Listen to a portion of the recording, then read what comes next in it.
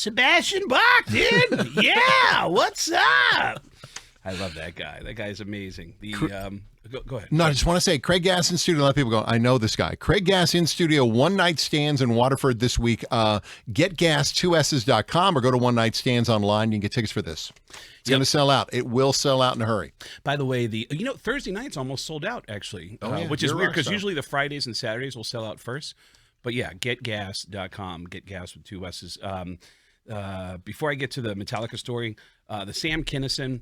Sam Kinison, there was an interview with Sam Kinison that was so revealing that Bob Costas did years ago. Bob used to do a show Later.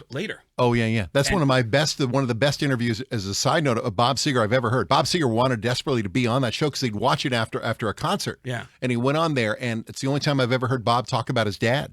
Really? Oh, yeah. Costas gets things out of people, and sorry to interrupt you, but that same thing. Oh, I love that show. Yeah, and I love that show because no matter who he was talking to, there was always a moment in the interview where they'd go, "How'd you know that?" His research was deep. Yeah. And he had Sam Kinison. He was promoting tonight, Sam Kinison on Later with Bob Costas. And I thought, what is Bob Costas going to know about Sam Kinison? Bob Costas, at the very beginning of the interview, goes, "Sam, I used to watch you at the Comedy Store back in the early 80s before you were famous. And back then, your entire act was based on that day's obituaries. And I remember thinking to myself, this guy's funny, but he's too dark and he's never going to make it." And Sam goes, "Oh my God, yeah, I forgot about that. Yeah, and he explained the bit. He said that Sam Kinison would walk on stage at the Comedy Store. He'd be the last comedian on at 1:30 in the morning. And he'd walk on with today's obituaries from the paper. And just read them? And he'd go, "Hey, folks, my name's Sam Kinison. I want to thank you guys for coming out. Thanks for supporting stand-up comedy. I'll tell you a couple people you won't be seeing here tonight." Just break right into him. And he just What the hell is that? reading the names of dead people and go, like Esther Goldberg. No, she didn't catch the bus. She's not here. But apparently, if you want to see her work, it's going to be on display this Sunday at Evergreen Mortuary. Oh! These jokes are so dark. Wow. Oh, yeah. It was really, really wow. dark. Yeah. So how did you, I want to get back to this because I don't remember you ever telling us. Again, Craig Gass's studio, One Night Stands, GetGas.com, 2 S's, One Night Stands in Waterford. So you opened for Metallica. Yeah. I got to open for Metallica, and it was the result of, and forgive me if I told you the story before. I could have sworn I told you the story, so forgive me if I already have. But years ago, a guy, the radio station I used to work at in New York, we had a midday guy who got a gig in St. Louis doing afternoons. Okay. And he told me, "Hey, when you get to St. Louis, dude, you could just hang out. You can hang out the whole show. Just sit in and co-pilot." And I was like, "Great." And I got in on a Friday, and I started driving to the station. And I found his station on the radio, on the rental car. And I'm listening, and he's got Lars Ulrich from Metallica on the phone. And he knows this is a big deal. So my buddy is not playing any music. He's not playing any commercials, and he has no delay. And every fifth or sixth word out of Lars's mouth is a doozy. and it's going out live on the air. And then I get to the building. He's still on the air. The receptionist lets me up to the studio. He's still on the air. And I walked in the studio, and I looked at my buddy, and I go, "Dude, am I coming on?" And he goes, I can't get rid of him. I don't know how to get, he goes, "I can't." So you don't get rid of them. Yeah. So we hatched a plan on how to get rid of Lars Ulrich while Lars was talking to St. Louis. And my buddy goes, "Here, grab that mic. Hold on. Hey, Lars, no, that's great. That is amazing. Let me just cut you off for just 1 second. For those of you just joining the broadcast, we have Lars Ulrich from Metallica on the phone from his house in San Francisco. And Lars, you're not going to believe this, but we have a couple special guests that want to say hi." And I was like, no. And he goes, "Paul Stanley and Gene Simmons from Kiss are in the studio, and they want to say hello to you." And Lars goes, "Is that really Paul Stanley and Gene Simmons?" "It is. Guys, say hi." "Hey, Lars, this is Paul Stanley, and this is Gene Simmons from Kiss. I'm going to get right to the point, Lars. A lot of people steal from Kiss. You know it, I know it, but on the new Metallica record, I think you've gone a little too far.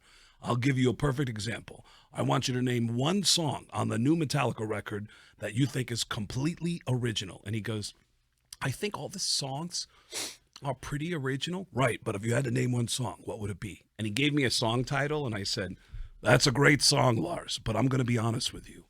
I liked it a lot better the first time I heard it when it was called Beth. And he went, how do you hear Beth in the middle of it? That doesn't make any sense.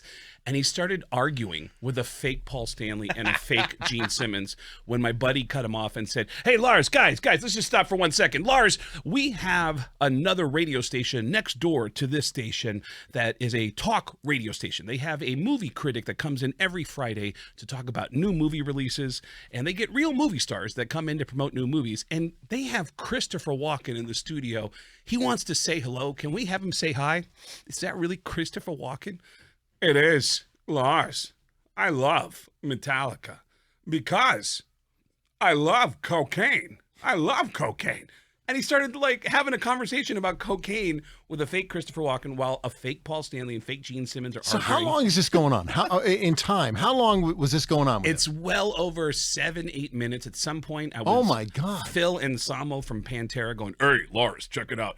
And at some point, my buddy goes, hey, Lars, you're not going to believe this. Sam Kinison just walked in. And I said, hey, Lars, I don't know if you remember this, but we used to do coke until you stole my blue. Oh! And Lars goes, didn't that guy die like 15 years ago? And they go, yes, it's really weird, Lars. And finally my buddy goes, Lars, I'm sorry, we are just messing with you. This is our friend, Craig Gass. He's a stand-up comedian. And Lars goes, are you going to be in St. Louis when we get there? And I said, no, I live in New York, so I will not be here. And he said, well, the next time you come out to a show, I'd love to hang out with you. And I said, Well, yeah. I would love to hang out with you, man. I love you, Lars. Oh, that would be amazing.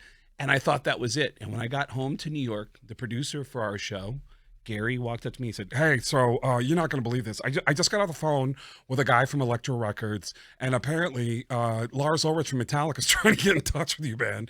And I got this phone number from this guy. I called him up and he said, I don't know who you are, but Lars Ulrich wanted me to reach out to you to do a radio promotion with him. He's going to take over a radio station in Denver, and it's going to be syndicated in 20 markets, and it's called Late Night with Lars. And I guess you do impressions, and he wants you to join him as different celebrities co-hosting this radio show. You never told us this part of it. And so sight unseen, I was flown to Denver, Colorado, where I end up doing this radio show with Lars. And the next night, he gave me his Metallica laminate for the tour, so I could walk anywhere I wanted to in the building. Dude. Damn. And that was the night that I know I told you this, when Lars introduced me to his band with the most like out of line misunderstanding about me. Because you know this, my whole family is deaf. Right. That's one of the things helping you with impressions, because Yeah. you learn to read lips and everything, and all the And emphasis you put on my mom, pronunciating. my dad, and my sister are all Yeah. completely deaf. So I couldn't learn how to talk from my family. I learned how to talk by watching TV, and I copied all the voices I heard on TV. Right. Lars brings me in this locker room, which is like a Denver Broncos locker room because it's in the football stadium. And he goes, hey, man, this is Craig. This is the guy who does all the voices. And check it out. His whole family is retarded. I go, they're not retarded. God. They're deaf, dude. What Lars. the hell? You're getting my story wrong. Like, yeah. It was the most wild misunderstanding I ever came across. But that's a month later. They announced a special show in New York City. Metallica was going to perform at the Bowery Ballroom, which is where Motley Crue just performed last night. Bowery Ballroom holds 400 people. And I called up Lars and said, if Metallica had any balls, you would let a comedian open for you. And he called me back. I still have the voicemail. Boop. Hey, man, it's Lars. I got your message. And yeah, I talked to James and Kirk and some of the guys. Come on down and do a couple 10, 15 minutes or whatever it is you do. And let's have some fun, huh? Ha ha. And I got to open for Metallica. And then... Dude.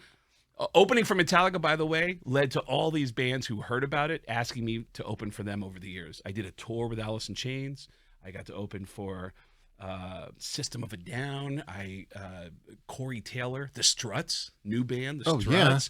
And I've been able to do it over and over again. Yeah, when you come out to the show this weekend in Waterford, It's a bunch of stories about our favorite rock bands. You're the best. It is so good to see you again. Great to man. see you again, You look too. great. And Craig Gass, getgas2ss.com. One night stands in Waterford. Great venue. Great It group is. of people I there. love that club. Yeah. I love that club. You already said Thursday night's almost sold out. It will sell out. Yeah, it's you know what, one of the managers just texted me, and I know it's to let me know that Thursday is selling out.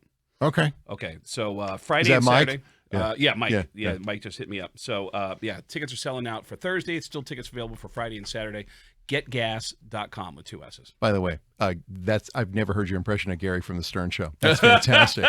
That is fantastic, dude. Can I quickly tell you my favorite? Yeah. It's Tom Arnold. Every year I go to the Super Bowl. Yeah. And my radio friends will say, because Monday, Tuesday, Wednesday, there's nobody famous at the Super Bowl in the media center. And I'll come on as Tom Arnold and go full-blown Tom Arnold and go, hey, guys, Tom Arnold here. And we are at the Super Bowl. A lot of famous people are coming into town. I was actually at a Cocaine Anonymous meeting last night with Kareem Abdul. I probably shouldn't say this out loud. Kareem's a big cokehead. And his sponsor is Brett Favre. And Brett's addicted to upskirt porn. I probably shouldn't say that. And I'll just start naming different sports people and attaching them to addictions. And every year, the internet will attack Tom Arnold and go, hey, it's supposed to be anonymous, you jerk. And he'll fight everyone on the internet individually and go, hey, did you notice that Sam Kinison was also on the air? That guy's been dead for 30 years, you idiot. That wasn't me, you jerk. Anyways, I'll see you guys out in Waterford. Thank you. You demand. Thank you, Craig.